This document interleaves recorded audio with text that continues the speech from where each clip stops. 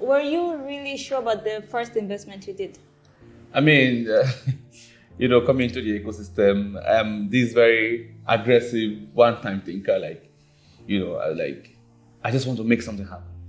I just want to, change the whole narrative in one day. Like, people are not investing. I just want to invest. I just want to be the person to, help my startups. I am very passionate about young people. I think that's one of the reasons why we started Ennovate Ventures.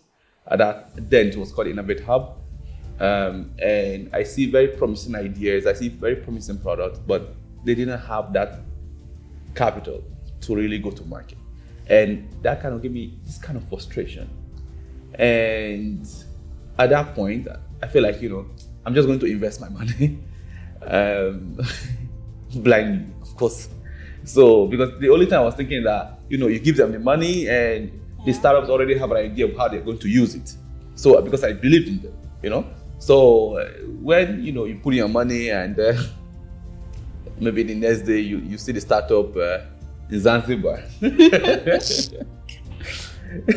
And after like a month or two, they come back to you with some stories. Oh, it didn't work. We need more money and all that. So, that's when it got to me that investing is not just about having a good idea or being very friendly with a founder. Mm-hmm. It goes beyond that. It goes beyond terms of like the ability and capacity of the founder to take in the fund to use it. The potential of the business as well. So that was my first bunt, investing, and I learned a lot from it. And of course, it has really opened up to us doing now more than 15, 20 investments. So yeah, I mean, for me, I wasn't very sure, and that wasn't a problem for me at all, because just life, of course, most of the things we do in life is about faith and our gut feeling that this is important. So being 100% sure, I don't think that exists in my dictionary. I just believe that something is really important and I want to do it. I think what really when I look back, I just cover my head in shame. It's just because I didn't take the proper steps to invest. I just felt like this is a very good founder, this is a very good business, and when I invest the money, they can actually be able to use the money very well to go to market. Unfortunately, they had other plans, and yeah. All right. So this is when we now talk about like why did we decide to start Undiluted with Ennovate. So it's not just about the messy part or about what the founders go through or the investors do, but we want to understand from the founders on their daily work, on their daily life looking for investment. Like, what do I need to do? What are the funders looking for? But also from the funders side, how do they need the founder to be like? Are they checking on the attitude? Are they checking the team capacity? Are they checking on the governance? Does the team have are they following a checklist to say we need 1, 2, 3, 4, 5 so that we can get investment or not? Maybe Francis is gonna touch on it, and then if you want to describe on a more wider scale on why we started Undiluted. Yeah, so I mean, I think the startup ecosystem in Tanzania or in Africa is I'll say it's romanticized, right? It's made to be very fancy, and I think that is the biggest challenge or the roadblocks to actually having more successful companies. Mm-hmm. Because the founders come in because what they see online every day when you open LinkedIn is this startup trying to solve financial rail has raised 20 million. The other founder has raised 10 million. So it looks as if there's so much liquidity, and it looks as if once you have a tech product or some MVP, somebody's going to give you 500,000. So I think we over time we've made building a company or building a startup like so easy, and that doesn't pass the right message to people that want to go into that journey. Have we made it so easy, or how did them early? That's one point. There are ecosystem dynamics, right? Across Africa, most of the things is that we've made startup look like, when you have an idea, they are going to get money, because of course there are a lot of investment announcements. But this doesn't say that it takes about maybe 1 out of 1,000 startups to get VC money. So people now, founders feel like, once I get the MVP, focus on vanity metrics, I carry my pitch deck around to look for money. Over down the line, they get frustrated. Then there's the reality hitting, maybe, mental health issues, struggles with, even struggle with their own confidence, struggle to feel like, why am I not making it? Why is no investor investing and all that? So nobody is really talking about the hard truth. Nobody is talking about, the grind, the loneliness, the efforts, the failures that really come with building. So out of maybe every day, startups fail. But maybe out of 1,000, maybe you can see 1 or 2 coming to share their stories. I think that's the most important aspect. That's the most inspiring aspect. If we can get more people to even share the hard part of building companies, I think that could actually set a better background or a platform for whoever that wants to become a founder. And coming to in a Tanzania context, Tanzania is a very young ecosystem, very nascent at the early stage. So you might actually be able to see people trying to build initial stages, initial tractions, few thousands in revenue, which is good. But one of the biggest challenges that we've seen as well here is that when somebody just have an idea and go to one of the pitch events to pitch, then the whole ecosystem start inviting them to come become speakers. On the panels. They join panels. They have no product, they have no customer, they have no team, they don't know the scalability plan, they don't know even their competition, they don't know what they need, the resources to really build this. They only have an idea to say, this is the problem, this is the solution, I am building this mobile app to solve this. Immediately they become experts. And they go to panels to speak about these things. On that note, so what if we're trying to provide a platform for them? In terms of? Networking, getting them outside there, talking about their ideas. Yeah, so it's a different thing. So if for example, I have an idea, right? I want to solve the biggest problem in education. Allow me to go through the journey. Mm-hmm. Let me learn. Let me understand my concept. Let me understand the business model. Let me put 4 or 5 teams together. Let us have something in the market. Then I can start talking from experience, right? But once we spotlight, I won't call them founders, I will call them innovators. We spotlight these innovators too early that they now lose track.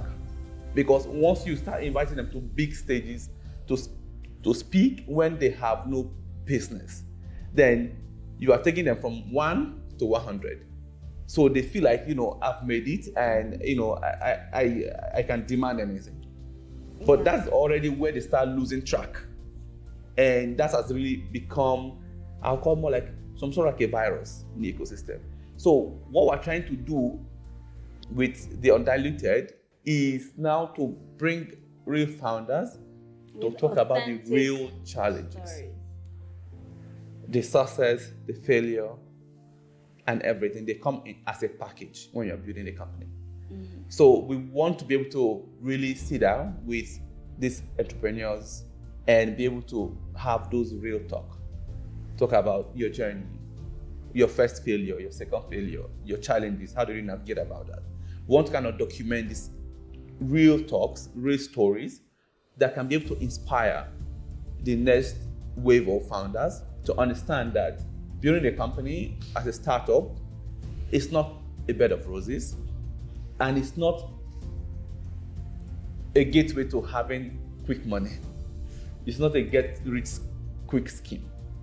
And this will also help to build more resilient founders, more mentally prepared founders, because they have now heard from successful entrepreneurs about what it takes to be able to take an idea to the market, to scale it, to build governance, to raise investment. So this this undiluted talk is basically supposed to provide now the room, or I call it like the realest room for conversations that founders can benefit, investors can also understand the reality on ground, especially when it comes to Tanzania or East Africa. And it's a place that we want to be able to have those uncomfortable conversations that nobody's willing to have. So that's why we created the Undiluted with Ennovate. Yeah, and just I think, I don't know if but it's still in the context.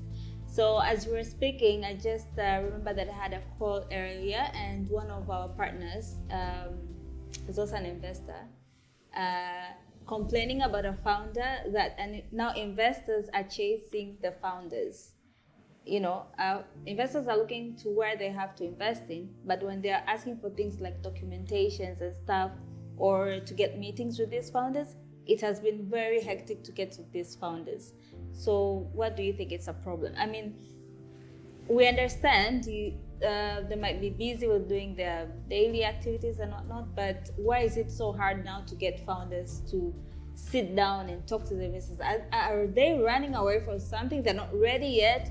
Or are they already getting a lot of investors coming in, so they don't take some investors seriously?